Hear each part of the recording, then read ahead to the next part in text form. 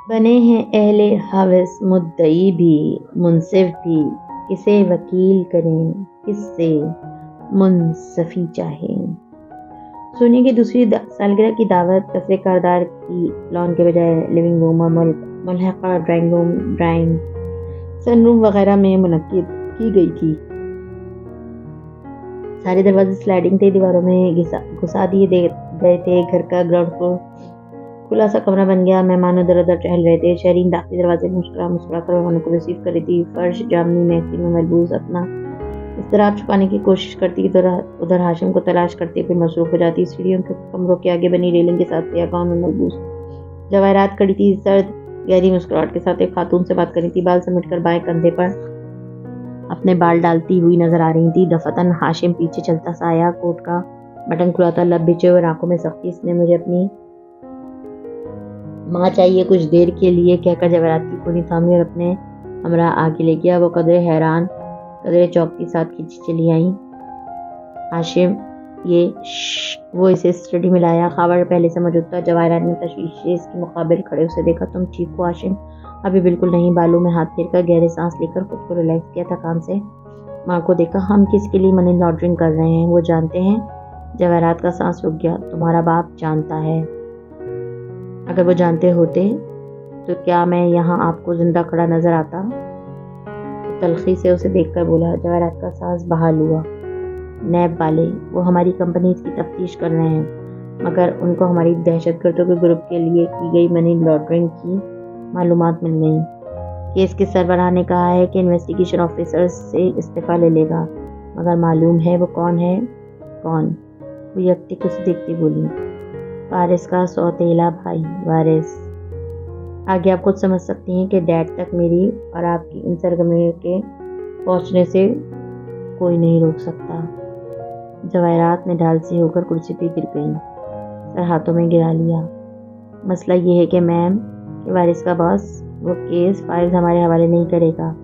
خاور نے کہنا شروع کیا۔ وہ خود پہ کوئی آنچ نہیں آنے دے گا، ہمیں وارث کو خود چیک کرنا ہوگا۔ جواہرات نے سر اٹھا کر گلابی پڑتی آنکھوں سے ہاشم کو دیکھا۔ تو تم ان کے لیے اپنے باپ سے فارس کے بھائی کو فون کروایا تاکہ وہ پارٹی میں ضرور آئے، اور ابھی بھی میں نے دیکھا کہ وہ آیا ہے، کھڑا ہے نیچے۔ ہم 3 دن سے اسے فالو کر رہے تھے میم، وہ ہاسٹل میں رہ رہا ہے، بیوی اپنی ماں کے ساتھ ہوتی ہے، اس کا لیپ ٹاپ فائل سب ہاسٹل کے کمرے میں ہوتا ہے، وہ ادھر اور میں اس کے ہاسٹل جا رہا ہوں، ہمیں چیک کرنا ہے کہ اس کے پاس کیا کیا ہے اور اس نے کس کس کو دکھایا ہے وہ سب۔ اور تم مجھے یہ سب اب بتا رہے ہو؟ وہ پھٹ پڑی، غصے سے دونوں کو دیکھا، کیونکہ کل آپ انگلینڈ سے واپس آئی ہیں اور آپ ابھی مجھے نظر آئی ہیں۔ جواہرات بپر کر ہاشم کے سامنے کھڑی اور غرائی۔ تم نے کہا تھا کچھ نہیں ہوگا، سب ٹھیک ہو جائے گا، تم سب سنبھال لو گے، تو پھر یہ سب کیا ہے؟ میں کوئی عادی مجرم نہیں ہوں، 2 سال بھی نہیں ہوئے مجھے یہ کام کرتے ہوئے، مجھے نہیں معلوم تھا کہ میں اتنی جلدی نظروں میں آ جاؤں گا۔ مگر جواہرات نفی میں سر ہلاتی اس کو سنے بغیر مضطرب سی بولے جا رہی تھی۔ ہاشم اس سب کو ختم کرو، اس کا منہ بند کرو، کچھ بھی کرو مگر جلدی۔ ایک سخت نظر ان دونوں پر ڈال کر وہ باہر نکل گئی۔ ہاشم فوراً خاور کی طرف پلٹا۔ اس کو بالکل بھی معلوم نہیں ہونا چاہیے کہ تم اس کے ہاسٹل گئے ہو، اس کے جانے سے پہلے آ جانا، کیونکہ اگر اسے کچھ علم ہوا تو وہ انتقام میں آ کر ایسی جنگ شروع کرے گا جو میں نہیں چاہتا۔ یس سر۔ خاور اس کے ساتھ باہر نکلا۔ دونوں سیڑھیوں کے اوپر ریلنگ تک آئے۔ ہاشم نے نیچے دیکھا، داخلی حصے پہ شہرین سارا سے مل رہی تھی، ساتھ میں 2 بچیاں بھی تھیں، 8 سال کی جڑواں، کشمیری سیب جیسے گالوں والی شرما کا ماں کے پیچھے چپتی۔ ہاشم نے خاموشی سے ان کو دیکھا، گردن میں گلٹی سی ابھر کر معدوم ہوئی، آہستہ سے بولا، وارث کو ہرٹ مت کرنا خاور، اس کے بچے چھوٹے ہیں۔ خاور اس بات میں سر ہلا کر سیڑھیاں اترنے لگا۔ داخلی دروازے تک پہنچا تو وارث اندر آ رہا تھا۔ اس نے خاور کو رکا، سانس بھی گویا رک گیا۔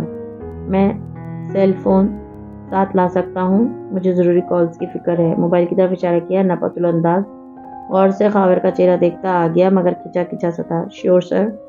خاور سر کو خم دیکھ کے آگے بڑھ گیا۔ ہاشم گہری سانس لے کر خود کو کمپوز کرتا مسکراتا ہوا نیچے آیا۔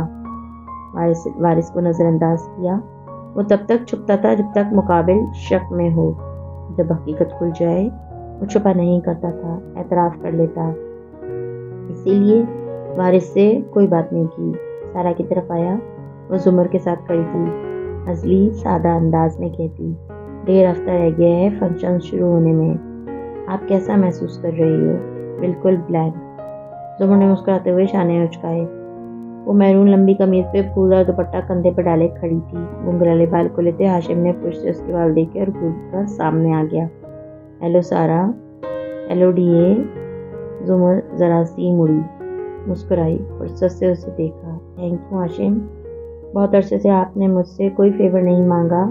بہت عرصے سے میری کسی عزیز کو کرمنل کی ضرورت ہی نہیں پڑی.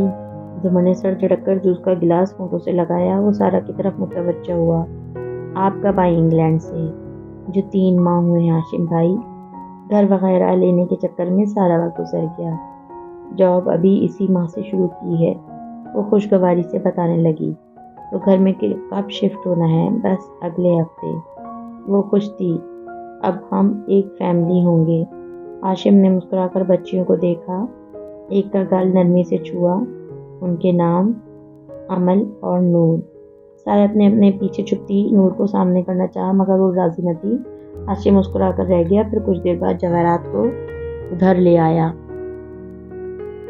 زمر یہ میری ممی ہیں اور یہ ہماری پبلک ڈسٹرکٹ پروسیکیوٹر زمر یوسف. جواہرات مسکرا کر گال سے گال ملا کر اس سے ملی. پھر علیحدہ ہو کر بھرپور اندر تک اترتی نظر ڈالی. شادی کی آنٹی. پھر جواہرات کو ذرا فاصلے پہ کھڑے بڑے ابا سے ملوانے لے آیا. وارث ساتھ ہی کھڑا تھا. ہاشم بدستور اسے نظر انداز کرتا رہا. وہ اپنی عادت سے برخلاف نہیں جا سکتا تھا. جائز تھی یا نہیں تیرے حق میں تھی. کرتا تھا جو کبھی وہ وکالت تمام شد. لفٹ ہوٹل کے مطلوبہ فلور پہ رکی. دروازے کھلے. پرجوش سی حنین اور ممکن چباتا سا تاثر. فارغ بہانے کے لیے آگے کمروں کی راہداری تھی. دونوں طرف دروازے خوابدیدہ بتیاں روشن تھیں. حنین نے بڑے پیار سے ساتھ چلتے فارغ کو دیکھا. تھینک یو ماموں, آپ مجھے میری بیسٹ فرینڈ سے ملوانے لائے. It's okay. تو کیا کرتی ہے تمہاری فرینڈ؟ حنین چلتے چلتے رکی. قدرے چوک کر فارغ کو دیکھا. سوری, مطلب پڑھتی ہے یا جاب وغیرہ؟ وہ بھی ساتھ کھڑا ہو گیا. علیشا کے کمرے کا دروازہ چند قدم دور تھا. پڑھائی تو چھوٹی, کالج نہیں جا سکی, ٹیوشن فیس افورڈ نہیں کر سکتی تھی. اب پتہ نہیں کیا کرتی ہے اور اس کے پیرنٹس کیا کرتے ہیں مجھے نہیں پتا. مگر آپ کو پوچھ رہے ہیں, وہ آپ کی الجھی تھی. تم نے راستے میں کہا تھا تم اسے 3 سال سے جانتی ہو مگر تمہیں اس کی بنیادی معلومات ہی نہیں معلوم. میں نے کبھی نہیں پوچھا. دوبارہ چل لگی. مگر اب کے فارغ مسترب سا تھا اور انہیں الجھی ہوئی. روم کے باہر آ کر فارغ نے کچھ سوچ کر اسے دیکھا. میں اندر آنا چاہوں گا. مجھے معلوم ہونا چاہیے کہ میں تمہیں درست جگہ لایا ہوں یا نہیں. شیور. انہوں نے قدرے ناخوشی سے کہتے ہوئے دستک دی. دروازہ جلدی کھلا اور کھلتا چلا گیا. سیاہ شولڈر کٹ بالوں اور سرمئی سبز آنکھوں والی گوری سی علیشا سامنے ہوئی. مسکراہٹ لبوں پہ پھوٹتی تھی. سیاہ پینٹ اور سفید شرٹ میں ملبوس تھی جس کے بازو کوہنی تک کھلے تھے. قدرے شرماہٹ سے حنین سے گلے ملی. الگ ہوئی. اسے اوپر سے نیچے تک دیکھا. حنین لب دبائے مسکرا رہی تھی. تم بالکل اپنی ویڈیو جیسی ہو. پھر اس نے فارغ کو ہیلو کہا اور اندر آنے کی دعوت دی. یہ میرے انکل ہیں. حنین نے تعارف کرایا. پھر اندر آئے. فارغ تیکھی نظروں سے علیشا کو دیکھتا پھر ادھر ادھر دیکھتا. صوفے پہ آ بیٹھا. حنین گرم جوشی سے بیٹھی اور باتیں کرنے لگی. ابھی راہداری کی گفتگو بھول گئی. فارغ خاموشی سے بیٹھا. ان دونوں کو تیز تیز انگریزی میں بولتے اور ہنستے دیکھنے لگا. رات کی مناسبت سے کمرے کی ساری زرد بتیاں روشن تھیں. علیشا نے اس دوران اٹھ کر روم سروس کال کی. آرڈر دیا. واپس آ کر بیٹھی تو شائستگی سے فارغ سے پوچھا, اور آپ کیا کرتے ہیں؟ گورنمنٹ سیکٹر میں جاب. وہ بغور اس کو دیکھتے بولا, اور آپ کی جاب کیا ہے؟ علیشا ذرا ٹھٹکی. حنین کو دیکھا, فارغ کو, اور بولی, میں نیشنل جیوگرافک کے لیے کام کرتی ہوں. ہم ایک ڈاکومنٹری بنانے ادھر آئے ہیں. اور نیشنل جیوگرافک نے آپ کو نوکری دے دی, حالانکہ آپ کبھی کالج نہیں گئی. علیشا نے چوک کر حنین کو دیکھا جس نے بے چینی سے پہلو بدلا. پھر فارغ کو مسکراہٹ مدھم تھی. اگر میں افورڈ کر سکتی تو ضرور کالج آتی, مگر اس جاب کے لیے ڈگری سے زیادہ میری قابلیت اہم تھی. اور کیا ڈاکومنٹری بنا رہے ہیں آپ لوگ؟ ہم اس شہر کے تاریخی مقامات کو کور کریں گے. وہ گردن اونچی کر کے مسکرا کر بولی. فارغ نے ابرو اٹھا کر اسے سنجیدگی سے دیکھا. اسلام آباد کے تاریخی مقامات کو؟ جی. دیٹس گریٹ, کیونکہ مجھے اپنی زندگی کے 33 سالوں میں اسلام آباد میں کوئی تاریخی مقام ملا ہی نہیں. کیا آپ کو نیٹ جیو والوں نے نہیں بتایا کہ شہر 60 کی دہائی میں بنایا گیا ایک مصنوعی شہر ہے؟ علیشا نے تھوک نکلا. میرا مطلب تھا تاریخ کی اہمیت کی حامل عمارتیں جیسے supreme court, parliament, prime minister house وغیرہ. تو آپ کون سا کیمرہ استعمال کرتی ہیں؟ हमें अच्छा लगेगा अगर आप हमें अपने कैमरे दिखाएं। फारिस ने इधर उधर देखा जैसे कुछ तलाशा हो। हुनैन बिल्कुल चुप सी होकर बैठी बारी बारी दोनों का चेहरा देखती समझ नहीं पा रही थी कि गुफ्तगू किस से जा रही है। मैं दरअसल कैमरा वर्क नहीं करती। अलीशा की मुस्कुराहट बिल्कुल गायब थी। वो ज़रा रुकी फिर रवानी से बोलती गई, मैं कंप्यूटर्स में अच्छी हूँ। मुझे मुख्तलिफ कंपनियाँ अपनी वेबसाइट चेक करने के लिए हायर करती हैं। ये एक फ्रीलांस जॉब है। ये फिक्रे मुझे आपका पहला सच मालूम हुए हैं। फारिस के कहने पे इसकी रंगत फीकी पड़ती गई। आप ये कह रहे हैं कि मैं ये सब गढ़ रही हूँ? मैं ये कह रहा हूँ कि जो आप गढ़ रही थी इसमें बहुत झोल है। हुनैन पर्स उठाकर खड़ी हुई अलीशा और फारिस ने बेख्तियार उसे देखा। बैठो प्लीज। नहीं, हमें पार्टी पे जाना है, हमें देर हो रही है। चले मामू? और फिर वो अलीशा के स्टार्ट पे नहीं रुकी। अलीशा ने एक गिफ्ट पैक इसके साथ कर दिया। इसने खोला भी नहीं। लब बिचे तंदूरी से अबरू कर राहदारी में चलती गई। वो अच्छी लड़की है मगर वो बहुत कुछ छुपा रही है। और नेट जियो वाली कहानी बिल्कुल। फारिस संजीदगी से चलता कह रहा था कि वो तेज की तरफ घूमी। थैंक यू सो मच मामू, मेरी बेस्ट फ्रेंड के साथ वो करने का जिसका आपको हक न था। ऐसा से तौहीन से इसका चेहरा सुर्ख दहकने लगा। मैंने सिर्फ चंद सवाल किए थे। मुझे हक है कि मैं तुम्हारी इंटरनेट फ्रेंड को चेक कर सकूं। क्या ऐसे किया जाता है मेहमानों के साथ? वो कितना हर्ट हुई होगी। इससे बेहतर था कि आप मुझे लाते ही ना। वो झूठ बोल रही थी और मैं इसका झूठ पकड़ रहा था। क्या मैंने कभी आपकी बातें पकड़कर पप्पू को बताया कि वो नस्बिन आपने उनको भेजी थी? शिद्दत जज्बात में जो उसके मुंह में आया बोलती चली गई और एहसास होने पे एकदम चुप हो गई। सांस तक रुक गया। फारिस ने बुरी तरह चौंक कर उसे देखा। उसकी आंखों में ताज्जुब, बेयकीनी, हत्ता कि सदमा भी था। वो इसी तरह से देखता रहा जो अब बज़ाहिर खुद को संभालने के लिए खड़ी अंदर से डर रही थी। तुम कौन हो हुनैन? हाँ, तलखी अय्याम अभी और बढ़ेगी। हाँ, अहले सितम मुश्क सितम करते रहेंगे। हल्का हल्का म्यूजिक पस मंजर में बज रहा था। हाशिम गिलास में पकड़े मुस्कुराता हुआ लिविंग रूम के उस कोने में आया जहाँ जरताशा खड़ी थी। फोन पे बार बार नंबर मिलाकर मायूसी से बंद करती। सियाह साड़ी में मलबूस, सियाह बाल बिल्कुल शहरीन के अंदाज में कटे। फोन बंद करते हुए गर्दन उठाई तो हाशिम को सामने खड़ा देखा। वो मुस्कुरा रही थी। वो मुस्कुरा रहा था। वो फीका सा मुस्कुराई। उसकी आंखें बड़ी और सियाह थीं और रंगत सुनहरी। परेशान हो? जरताशा ने इस बात में गर्दन हिलाई। फारिस मालूम नहीं किधर रह गए। फिर करीब खड़ी सादी को पुकारा। सादी, वो जो हंसते हुए जुमर से कुछ कह रहा था, पलटा और ताबेदारी से चलता इधर तक आया। जी फारिस। ओह फारिस। वो हुना को उसकी फ्रेंड की तरफ ले गए हैं। अम्मी ने मना भी किया मगर तभी किसी ने सादी को पुकारा। वो मुस्कुराकर हाशिम भाई को देखता वापस चला गया। अना। ओह, वो सादी की छोटी चालाक बहन। हाशिम को याद आया। उसने मुस्कुराते हुए गहरी नजर से जरताशा के चेहरे पे छाता दबा दबा गुस्सा देखा। यानी फारिस एक दफा फिर किसी अहम मौके से गायब है। घर से पार्टी के लिए तैयार होकर निकले थे, फिर पता नहीं क्या हुआ। वो हर तकरीब पर तो यूं नहीं करते। हाँ, वो सिर्फ इसी तकरीब पे यूं करता है जहाँ ये होती हो। वो धीमे से कहते। हाशिम ने अबरू से इशारा किया। जरताशा ने चौंक कर उस तरफ देखा। सादी और जमर जवाहरात के साथ खड़े थे। जरताशा ने उलझकर हाशिम को वापस देखा। ये तो सादी की पुप्पो है और फारिस की पुरानी टीचर भी। क्या तुम ही ने मुझे नहीं बताया था कि जुमर के वालिदैन जी तुम्हारी शादी की दावत दी? इससे भी फारिस थोड़ी देर गायब हो गया था और जब मैंने तुमसे सबको जुमर समेत इनवाइट करना चाहा तो उसने मुझसे खुद कहा था कि मुझे जुमर को नहीं बुलवाना चाहिए, सिर्फ घर के लोग काफ़ी हैं। तो ओह, क्या तुम्हें नहीं मालूम कि फारिस ने जुमर का रिश्ता मांगा था मगर किसी वजह से इनकार हो गया? सादी ने एक दफ़ा मम्मी को बताया था। हाशिम ने जरा से शाने उचकाया। जरताशा हक तक सुनती रही। मैंने तो ये कभी नहीं सुना। तुम्हारी शादी को हुए कितने दिन हुए? सिर्फ 5 माह। जरताशा ने गर्दन पूरी मोड़कर जुमर को देखा। जुमर अब सारा से बात करेगी। नीम रुख दिखाई देता, घुंघराली लट गाल पे गिरती, दमकता चेहरा, मुस्कुराहट से भरपूर, हीरे की लौंग उसी तरफ थी। जरताशा ने तंदे और गुस्से से वापस रुख फेरा। ओके, मुझे नहीं बताना चाहिए था। मुझे यकीन है इन दोनों के दरमियान अब कुछ नहीं है। ये एक पुरानी बात थी। जरा वक्फा देकर गिलास लबों से लगाया, फिर बोला, ये साड़ी अच्छी है। कैसी डिजाइनर की है? जहाँ शहरी तुम्हें लेकर गई थी। जरताशा की आंखों में उदासी छाई। गर्दन दाएं से बाएं हिलाई। फारिस ने कहा वो अफोर्ड नहीं कर सकते तो मैंने ऑर्डर कैंसिल करवा दिया। ये क्या बात हुई? पेमेंट शहरी के बिल में हो जाती।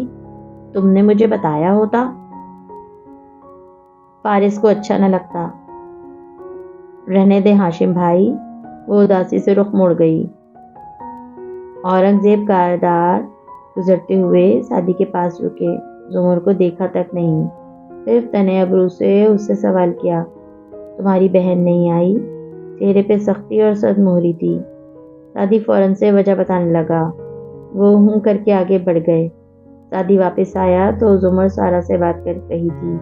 وہ بور سا ہو کر ادھر ادھر دیکھنے لگا، تبھی داخلی دروازے سے جگہ چھوڑتی آتی شہرین نظر پڑی۔ اس نے بھی ایک تیز سخت نظر سعدی پہ ڈالی اور آگے بڑھ گئی۔ وہ خاموش رہا۔ نوشیروان انگلینڈ ہی تھا، اور اگر ہوتا تو شاید سعدی پارٹی میں نہ آتا۔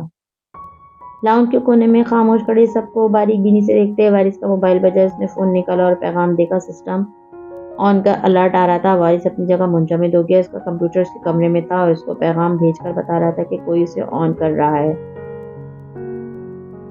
تو کیا کوئی اس کے کمرے میں تھا؟ اس کا چہرہ سفید پڑ گیا۔ وہ سارا کے قریب آیا، ہلکی سی سرگوشی کی۔ میں ایک کال کرنے لان میں جا رہا ہوں، زیادہ دیر ہو جائے تو کہہ دینا میں کہیں آگے پیچھے ہوں۔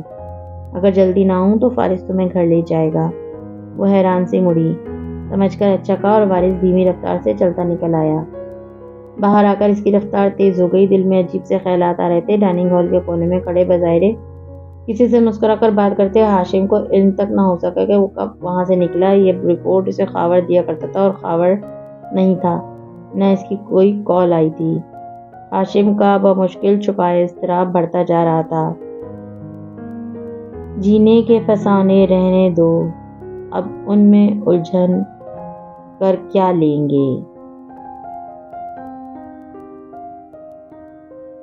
جینے کے فسانے رہنے دو، اب ان میں الجھ کر کیا لیں گے؟ ہوٹل کے ریسٹورانٹ ایریا میں زرد روشنیوں نے سحر انگیز سا فسوں طاری کر رکھا تھا۔ حنین اور فارس آمنے سامنے بیٹھے تھے، یوں کہ حنین کا سر جھکا تھا۔ وہ گھر نہیں گئے، یہیں آ گئے تھے۔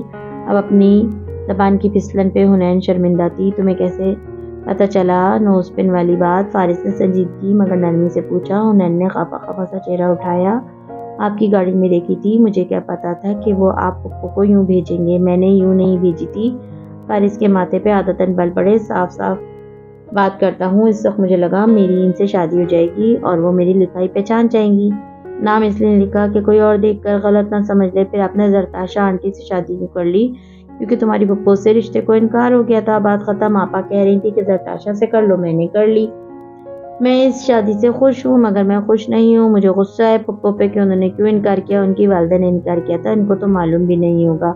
میں نہیں مانتی۔ واٹ ایور ہنا، میں یہ صرف اس لیے بتا رہا ہوں کہ یہ بات اپنے ذہن سے نکال دو۔ میرا ان سے کوئی افیئر نہیں تھا، اب ان کی شادی ہو رہی ہے۔ کوئی بھی بات ہمارے منہ سے ایسی نہیں نکلنی جو ان کو ہرٹ کرے۔ اوکے۔ حنین نے سر مزید جھکا لیا۔ فارس چند لمحے خاموشی سے اسے دیکھتا رہا۔ ان کو کہنا یہ لانگ اب ان پہ سوٹ نہیں کرتی، اس کو اتار کر کوئی اور پہن لیں۔ میں نے کہا تھا آپ کی شادی کے اگلے دن ہی کہا تھا، مگر وہ کہتی ہیں مجھے اس کی عادت ہو گئی ہے اور میں تبدیلیوں کے ساتھ بہت دیر سے ایڈجسٹ کرتی ہوں، سو اسی کو پہنے رکھوں گی۔ فارس نے سر ہلایا، پیچھے ہو کر بیٹھا، جوس کا گلاس لبوں سے لگایا اور مسکرایا۔ تم سے تو ڈرنا چاہیے حنین۔ ہلکا سا مسکرا کر حنین نے نظریں اٹھا کر اسے دیکھا۔ اسی لیے آپ علیشا کی فکر نہ کریں، وہ کوئی جھوٹ نہیں بول رہی۔ اب ہم چلتے ہیں، پارٹی پہ جانا چاہیے۔ وہ اٹھ گئی تو فارس والٹ نکالتا کھڑا ہو گیا۔ آئیں تو سرے مقتل تماشا ہم بھی دیکھیں گے، بشپ کی آخری سالگرہ کیسی بھی ہو ہمدم۔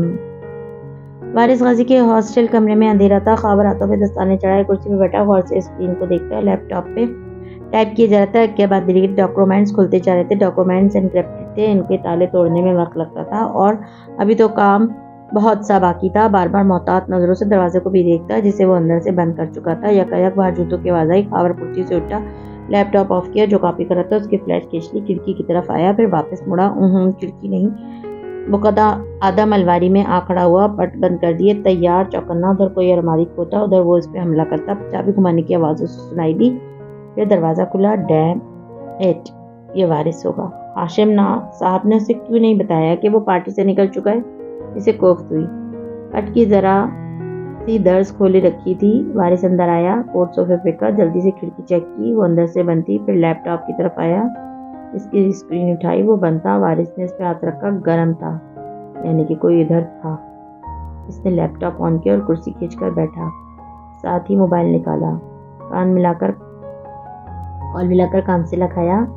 خاور نے دروازے کو پکڑے آگے ہو کر درس سے جھانکا۔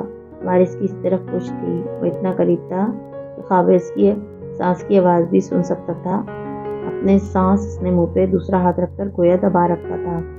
سر میں جانتا ہوں آپ نے مجھے ہاشم کے ہاتھوں بیچ دیا ہے، وارث غصے سے فون پہ کہہ رہا تھا، اس لیے اب آپ چاہیں تو مجھے معطل کر دیں، مگر وہ تمام ثبوت اور ریکارڈز میں ایک دوسری ایجنسی کو بھیج رہا ہوں۔ اب ہم دونوں یہ راز جاننے والے واحد بندے نہیں رہیں گے۔ اب ہاشم اور اس کی ماں کے خلاف انسداد دہشت گردی ایکٹ تلے تفتیش ہونے سے آپ نہیں روک سکتے۔ کیا آپ نے سنا جو میں نے کہا سر؟ اور غصے سے فون بند کر کے میز پہ ڈالا۔ وہ گہرے سانس لے رہا تھا، غم، غصہ، بے بسی اس کے وجود سے چھلکتی تھی۔ اب آر یا پار، بس اب وہ جو کرے گا نا ساری دنیا دیکھے گی۔ وہ ایک فیصلہ کر کے ایک ای میل کھول رہا تھا، ای میل کا آپشن کلک کیا، فارس کا ایڈریس ڈالا، لب نیچے سوچتے ہوئے ڈاکومنٹس کھولنے لگا، اسے کیا کیا بھیجنا تھا۔ خاور کی آنکھیں فیکا مندی سے سکڑیں۔ اس نے فارس کے نام کے پہلے حروف پڑھ لیے تھے، وہ جانتا تھا کہ اس سب کا کیا مطلب ہے۔ بس ایک لمحہ لگایا اس نے فیصلہ کرنے میں اور آندھی طوفان کی طرح پڑ دھکیلے۔ وارث چوک کر پلٹ لیا، مگر اس سے پہلے ہی خاور نے پستول اس کے سر کی پشت پہ دے مارا۔ وہ اوندھے منہ کمپیوٹر ٹیبل پہ جا گرا اور نیچے لڑک گیا۔ لمحے بھر کو سارے میں سب کچھ چھا گیا۔ خاور جھکا اور اسے سیدھا کیا، اس کی بند آنکھیں کھلی، وہ کر بھی رہا تھا۔ خاور کو دیکھا، آنکھوں میں شدید تیش چھلکنے لگا۔ اس نے خاور کا گریبان پکڑنے کی کوشش کی۔ تمہیں ہاشم نے بھیجا ہے نا؟ مگر خاور نے سختی سے اس کے دونوں ہاتھ پکڑ کر مروڑے، اسے اوندھا منہ پہ گرایا، کمر پہ گھٹنے سے دباؤ دے کر گرائے رکھ کر ہاتھ پیچھے کر کے پکڑے رہا، بمشکل قابو کیا۔ جیب سے رسی نکالی جو وہ کسی بھی ایسے موقع کے لیے ساتھ لایا تھا، ہاتھ باندھے۔ وارث کی آنکھیں سر میں اٹھتے درد کی چیزوں کی شدت سے بند ہوئے جا رہی تھیں، مگر وہ خود کو ہوش میں رکھنے اور مزاحمت کی کوشش کر رہا تھا۔ اس نے ٹانگ موڑ کر خاور کو دھکیلنا چاہا، مگر خاور سے زیادہ مضبوط اور ٹرینڈ تھا۔ اس نے سختی سے اسے نیچے دبائے رکھا اور اس کی ایڑیاں ایک ساتھ باندھ دیں۔ پھر کڑا ہوا، کپڑے جھاڑ کر بوٹ وارث کی کمر پہ رکھ کر اس کو کروٹ لینے سے روکے۔ اس نے موبائل نکالا۔ ہاشم ابھی تک مسکرا کر وہیں کھڑا کسی سے باتیں کر رہا تھا۔ جب موبائل بجا، اس نے خاور کا نام دیکھا، مسکراہٹ سمٹی، وہ معذرت کرتا تیزی سے اوپر آیا، کمرے میں آ کر دروازہ بند کیا اور موبائل کان سے لگایا۔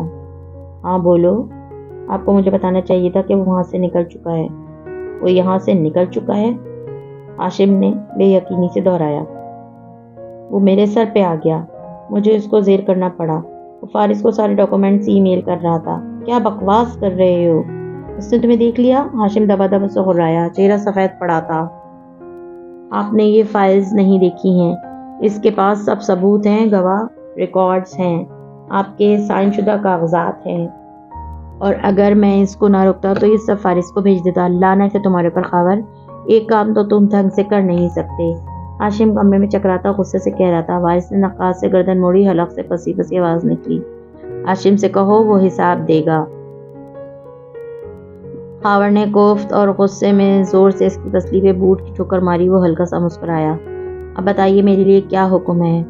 اس کا ختم ہو جائے تو کوئی ثبوت باقی نہ رہے گا۔ نہیں، ہرگز نہیں، وہ بے چینی سے بولا، چہرے پہ پسینہ آ رہا تھا، پیشانی پہ ہاتھ رکھے وہ بیڈ کے کنارے بیٹھتا گیا، ارد گرد گویا دھماکے ہو رہے تھے۔ سر جلدی بتائیں کیا کروں؟ ٹھہرو، مجھے چند لمحے دو، چند لمحے۔ خاور اڑی رنگت اور ویرانکوں سے کہتے ہاشم نے موبائل کان سے لگائے، دروازہ کھولا، ریلنگ کے اوپر کھڑے ہو کر دیکھا، لاؤنج کے وسط میں سارے کی بیٹیاں کھڑی تھی، سارا زمین پہ جھک کر ان میں سے ایک کے جوتے کا اسٹریپ بند کر رہی تھی، ساتھ ہی نرم خفگی سے اس کو کہہ رہی تھی، یقیناً کوئی ایسی بات جو بچپن میں اس کی ماں اس سے کہا کرتی تھی، کھلے تسمے کے جوتوں سے نہیں بھاگو، تسمہ جوتے تلا آیا تو اوندھے منہ گرو گے۔ وہ یک ٹک کمزور نقاہت زر سا ان دو معصوم بچیوں کو دیکھتا رہا، گردن خود بخود نفی میں لی۔ کیا وہ ایسا کر سکتا تھا؟ کیا اس کے پاس یہ سب کرنے کی وجہ ان کی معصومیت سے بھی عظیم تھی؟ اس کی نگاہیں ان سے گزر کر فاصلے پہ کھڑے اورنگزیب کاردار پر گئیں اور پھر انہیں پہ ٹھہر گئیں۔ وہ ایک سیاستدان دوست کے ساتھ کھڑے ہنس کر کچھ کہہ رہے تھے۔ وہ خوش تھے یا سیاست کی ریہرسل کر رہے تھے؟ نیا کیریئر، نیا جوا۔ کیا وہ اس موقع پر ان کا کوئی اسکینڈل شائع ہونا افورڈ کر سکتا تھا؟ کوئی افیئر ہوتا، کوئی ناجائز اولاد تو بھی چل جاتا، مگر قبائلی لاء کی دہشت گردوں سے تعلقات کبھی بھی نہیں۔ ہاشم واپس کمرے میں آیا، فون ابھی تک کان سے لگا تھا۔ خاور منتظر تھا۔ ہاشم نے خود کو کہتے سنا، خاور، اسے خودکشی لگنا چاہیے، اور موبائل بیڈ پہ پھینک دیا، کوٹ بھی اتار کر ساتھ ہی ڈالا۔ خاور نے حکم سن کر آنکھیں بند کی، پھر چند گہرے سانس لیے، آنکھیں کھولی، بوٹ وارث کی کمر سے ہٹایا، جھک کر اسے اٹھایا۔ وہ نیم جہاں سا بمشکل کھڑا ہوا پایا، آنکھیں بار بار بند ہو رہی تھیں اور وہ ان کے کھولنے کی کوشش کر رہا تھا۔ تم کیا چاہتے؟ خاور نے جیب سے رومال نکال کر اس کے منہ میں ٹھوسا، میز قریب کی اور وارث کو اس پر بٹھایا، پھر گردن اٹھا کر پنکھے کو دیکھا۔ اپنے کمرے میں چلتے ہاشم کے قدم بن کے بھر کے ہو رہے تھے۔ وہ باتھ روم تک آیا، چوکھٹ کو ہاتھ سے تھام لیا، آنکھیں بند کر، درد، دم گھٹنے کی کیفیت۔ وہ چند لمحے یوں ہی کھڑا رہا۔ خاور نے بستر کی چادریں اکٹھی کی، گریں لگائیں، پنکھے گرد پھندا لٹکایا۔ وارث اس دوران بمشکل میز پہ بیٹھا تھا، یوں کہ گردن بائیں طرف بار بار لڑکتی اور بار بار اس کو سیدھا کرتا۔ سر کی چوکھٹ اس زاویے سے لگائی گئی تھی کہ اس کی ساری مزاحمت دم توڑ گئی۔ خاور نے اسے کندھوں سے پکڑ کر اوپر کھینچا، مگر وہ اپنا پورا زور لگانے لگا۔ خاور نے شلنگ ہونٹ دانتوں سے دبائے، مزید قوت سے کھینچنے لگا۔ وارث کا سر اوپر ہوا، آنکھوں کے سامنے پھندا لہرایا۔ اس نے بے یقینی سے خاور کو دیکھا۔ ان آنکھوں میں خوف نہیں تھا، صرف بے یقینی تھی، اور شاید دکھ بھی، اور صدمہ بھی۔ ہاشم نے آنکھیں کھولی، باتھ روم کا دروازہ ٹکیلا، اندر قدم رکھے۔ گرمائش بڑھی تو خود کار بتیاں خود بخود جل اٹھی، پورا باتھ روم روشن ہو گیا۔ واش بیسن کی جگہ کھلی تھی، 2 سنک لگے تھے، اوپر دیوار گیر شیشہ۔ وہ چوکھٹ چھوڑ کر سلیب تک آیا، دونوں ہاتھوں سے اسے تھاما اور تھامے تھامے جھک گیا، جیسے کوئی الٹی کرتے وقت جھکتا ہے۔ خاور نے اسے کھڑا کر لیا، اس کی گردن کے گرد پھندا کستے ہوئے۔ کافی وقت ہوئی تھی کہ وہ مزاحمت کر رہا تھا، خود کو چھڑانے کی کوشش کر رہا تھا، ایک آخری کوشش، آخری امید۔ اوہ، زندگی کتنی عزیز ہوتی ہے! مگر پھندا کس گیا، پکا زور کا۔ خاور نیچے اترا، ایک طویل اور ٹھنڈی سانس اندر اتاری جو ہڈیوں تک میں گھس گئی تھی، اور پھر زور سے میز کو ٹھوکر ماری۔ ہاشم نے آنکھیں اٹھا کر آئینے میں دیکھا، وہ سرخ انگارہ ہو رہی تھی۔ وہ جھکا، نل تلے ہاتھ میں لے گیا،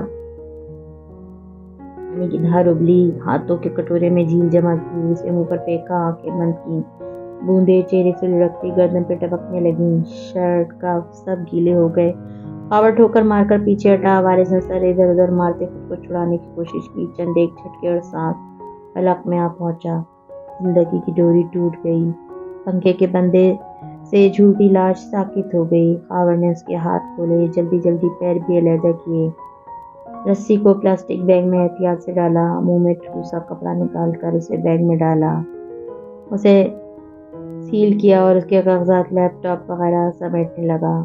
ہاشم سیدھا ہوا، تولیے سے چہرہ تپ تپایا، بال دوبارہ برش کی اور کوٹ سیدھا کرتا باہر نکل آیا، البتہ اس کے چہرے کا رنگ سفید تھا، پٹیوں میں لپٹی بے جان ممی جیسا سفید، اور پس مردہ، آنکھیں گلابی تھیں۔ سیڑھیاں اتر کر وہ نیچے آیا، سارا بچے قریب سے گزر گیا، نگاہ ملائے بغیر۔ خاور کی واپسی تک پارٹی جاری تھی۔ خاور پہنچ گیا اور اسے ترچھی نظروں سے دیکھ کر اس بات میں سر ہلایا۔ ہاشم نے کرب سے آنکھیں بند کر لی۔ خاور کنٹرول روم کی طرف چلا گیا، وہ وہیں کھڑا رہا، اس کے اندر بہت کچھ ٹوٹ جڑ رہا تھا۔ پارہ اور حسنین وہاں پہنچ گئے تھے، دونوں خاموش تھے۔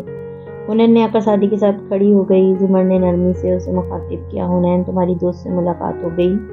حنین نے خفا خفا سی نظر زور زرتاشا سے کچھ کہتے فارس پہ ڈالی اور جی کہہ کر دوسری طرف دیکھنے لگی۔ زمر خاموش ہو گئی، اور وہ اس کھچے کھچے رویے کی عادی تھی، پھر بھی زرتاشا تندی سے فارس کو دیکھ رہی تھی۔ عین پارٹی والے دن ہی حنین کو کہیں جانا تھا اور آپ کو ہی لے کے جانا تھا۔ وہ دبے غصے سے فارس کو دیکھ کر بولی، یہ پارٹیز تو ہر ہفتے ہوتی ہیں۔ اس نے حسب عادت شانے اچکائے، ادھر ادھر دیکھا۔ حنین ذرا دور تھی، زمر ساتھ تھی، اس نے نگاہیں پھیر لیں، اور آپ صرف انہی پارٹیز کو کیوں اٹینڈ نہیں کرتے جن میں پروسیکیوٹر صاحبہ ہوتی ہیں؟ فارس نے بری طرح چونک کر اسے دیکھا، پھر بے اختیار حنین کی طرف کہیں۔ حنین نے اس سے بھی تو کچھ نہیں کہہ دیا، پھر ذرا غصے سے زرتاشا کو، کیا مطلب ہے فضول بات کا؟ آپ نے اس کا رشتہ مانگا تھا، نہیں ملا، پھر بھی آپ کے دل میں کیا ہے جو آپ اس سے اعتراض برستے ہیں؟ فارس کے ابرو پہ ناگوانی سے سکڑ گئے۔ میں نے اس کا رشتہ، یہ کس نے کہا تم سے؟ آپ نے نہیں بتایا تو کیا کوئی اور نہیں بتا سکتا؟ تم سے کس نے کہا؟ وہ سختی اور تیش سے دبا دبا سا غرایا۔ زرتاشا ذرا دھیمی ہوئی، شوہر کے موڈ کے اتار چڑھاؤ، اوف ہاشم بھائی نے بس اتنا۔ فارس سنے بغیر پلٹا اور تیز تیز قدم اٹھاتا اندر گیا، ڈائننگ ہال کی چوکھٹ عبور کر کے دائیں بائیں دیکھا، غصے سے کنپٹی کی رگ ابھر آئی. دائیں طرف ہاشم پشت کیے کھڑا کسی خاتون سے بات کر رہا تھا. فارس تیزی سے اوپر آیا, قریب آ کر اس کو مخاطب کیا. خاتون 2 منٹ مجھے بات کرنی ہے. ساتھ ہی سخت نظر ہاشم پہ ڈالی. خاتون تو فوراً ہٹ گئی مگر ہاشم نے چونک کر اس سے کہا, کیا ہوا؟ تمہیں لگتا ہے مجھے پتہ نہیں چلے گا کہ تم کیا کرتے پھر رہے ہو میرے پیٹھ پیچھے؟ ہاشم کے حلق میں کچھ اٹکا. ویران نگاہوں سے فارس کو دیکھا. گلاس پکڑے ہاتھ پہ نمی ابھری. اسے کیسے پتہ چلا؟ میں واقعی نہیں سمجھا. میرے بارے میں میری بیوی سے بکواس مت کیا کرو ہاشم, وہ جتنے غصے سے بولا. ہاشم کے تنے اعصاب اتنی تیز سے ڈھیلے ہوئے وہ کا سانس بحال ہوا. اوہ تو یہ بات ہے. میں اب تک نظر انداز کرتا آیا ہوں جو ہر وقت تم اسے میری بیوی اور اپنی مالی حیثیت کا فرق جتاتے رہتے ہو. کبھی میری کسی بات کا نشانہ تنقید بنانا, کبھی کسی کو, مگر اس سے میرا گھر ڈسٹرب ہو رہا ہے. آئندہ انگلی اٹھا کر تنبیہ کی. آئندہ میری بیوی سے دور رہنا ورنہ میں بہت برا پیش آؤں گا. کہہ کر وہ مڑ گیا. ہاشم خلاف معمول خاموشی مگر سکون سے اسے جاتا دیکھتا رہا. پھر واپس پلٹ آیا. اندر کا سارا اضطراب چھپائے. دامن پہ کوئی چھینٹ نہ خنجر پہ کوئی داغ. تم قتل کرو ہو یا کرامات کرو ہو. اگلی فجر ابھی تاریخ تھی جب جواہرات کی آنکھ کھلی. وہ سیدھی اٹھ بیٹھی, گردن موڑ کر دیکھا. اورنگزیب کروٹ لیے سو رہے تھے. دونوں کے درمیان کافی فاصلہ تھا. اس نے تلخی سے سر جھٹکا. جھک کر سلیپر پہنے اور کھڑکی تک گئی. باہر سے آئی تھی روشنی سے ذرا پہلے کا اندھیرا. عجیب گھٹن تھی فضا میں, جیسے کوئی تعفن زدہ لاش کسی نے بیچ چوراہے پہ رکھی ہو اور اس کی بو نتنوں میں گھس رہی ہو. جواہرات کی خوبصورت آنکھوں میں ناگواری ابھری. گاؤن پہنا اور ڈوری کو گرا لگاتی باہر نکل آئی. لاؤنج تاریک تھا. بتیاں آٹومیٹک تھیں.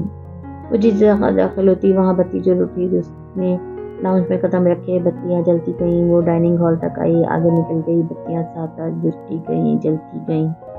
ڈائننگ ہال سے پر ایک اور راہداری تھی. اس کے آگے ایک کمرے کا دروازہ تھا. نیچے سے درس سے روشنی آ رہی تھی. وہ کنٹرول روم تھا. جواہرات چمڑے سے رکی. آہستہ سے قریب آئی. ساؤنڈ پروف دروازوں سے ناممکن تھا. اس نے ہینڈل پکڑ کر گھمایا. دروازہ کھلتا گیا. ہاشم مسترد سا ٹہلتا اس سے کچھ کہہ رہا تھا اور خاور سامنے کھڑا سر جھکائے سن رہا تھا. میں نے کیا بکواس کی تھی؟ اس کو خودکشی لگنا. ماں کو دیکھ کر وہ رکا مگر تاثرات نہیں بدلے. قریب آیا. کوہنی سے پکڑ کر حیران اور پریشان جواہرات کو اندر کیا. دروازہ بند کر کے لاک کیا. کرسی کھینچ کر کہا, بیٹھیں. وہ نہیں بیٹھی. سنگینی محسوس کر کے بے چینی سے اس کا چہرہ تکنے لگی. ہاشم کچھ غلط ہے نا؟ ہمارے پاس کوئی دوسرا آپشن نہیں تھا. وارث واحد شخص تھا جس کے پاس ہمارے خلاف ثبوت تھے. میں نے خاور کو اوکے کر دیا. خاور نے اسے مار دیا. اور یہ رہے سارے ڈاکومنٹس, اس کی فائل, اس کا لیپ ٹاپ. اشارہ کیا ان پرزوں کی طرف. جواہرات بے دم سی ہو کر کرسی پہ گر گئی. سر دونوں ہاتھوں میں گرا لیا. خاور تفصیلات بتاتا رہا. آخر میں اس نے جھکے سر کو اٹھایا. گلابی پڑتی آنکھوں سے ہاشم کو دیکھا. کیا اس کی جان لینا ضروری تھا؟ کیا اب ہم قاتل بھی ہو گئے ہیں؟ اپنے خاندان کی حفاظت کرنے کے لیے کچھ بھی کر سکتا ہوں میں. بہرحال ابھی سوچنا ہے کہ آگے کیا کرنا ہے. کیا مطلب؟ اس نے خودکشی کر لی. بات ختم. ثبوت ہمارے پاس ہیں. اس کی حیرانی پہ ہاشم نے گھر کر خاورہ کو دیکھا.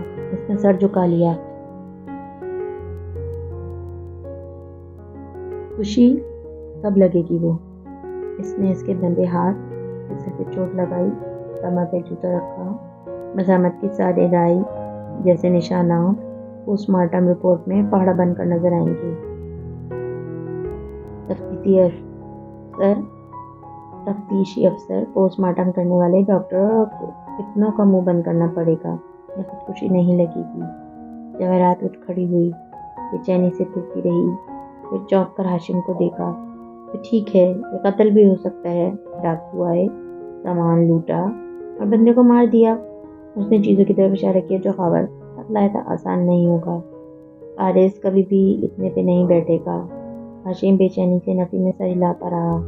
سب خراب ہوتا نظر آ رہا تھا. ہاشم, ڈونٹ وری. تم قتل کے وقت پارٹی میں تھے. تمہارے پاس ایلیبی ہے. جواہرات اپنے بات پہ خود ہی چوکی. ہاشم نے بھی چوک کر اسے دیکھا. خاور نے بھی بے اختیار سر اٹھایا. ایلیبی؟ ہاشم کسی سوچ میں بھٹک گیا. یعنی کسی شخص کا جرم کے بعد کسی دوسری جگہ پہ موجودگی کی شہادت ہونا. مگر جواہرات تیزی سے اس کے قریب آئی. اس کی آنکھیں امید سے چمکنے لگیں. وارث پارٹی میں نہیں تھا.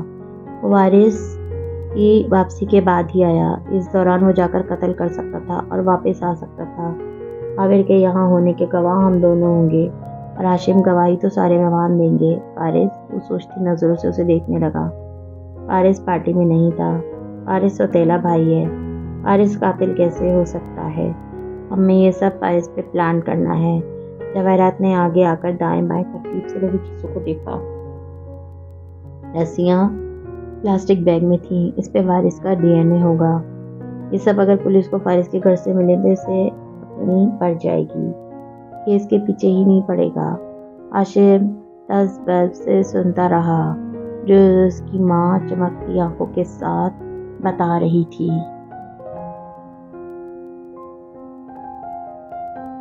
मज़ीद वीडियोस देखने के लिए हमारे चैनल को सब्सक्राइब कीजिए।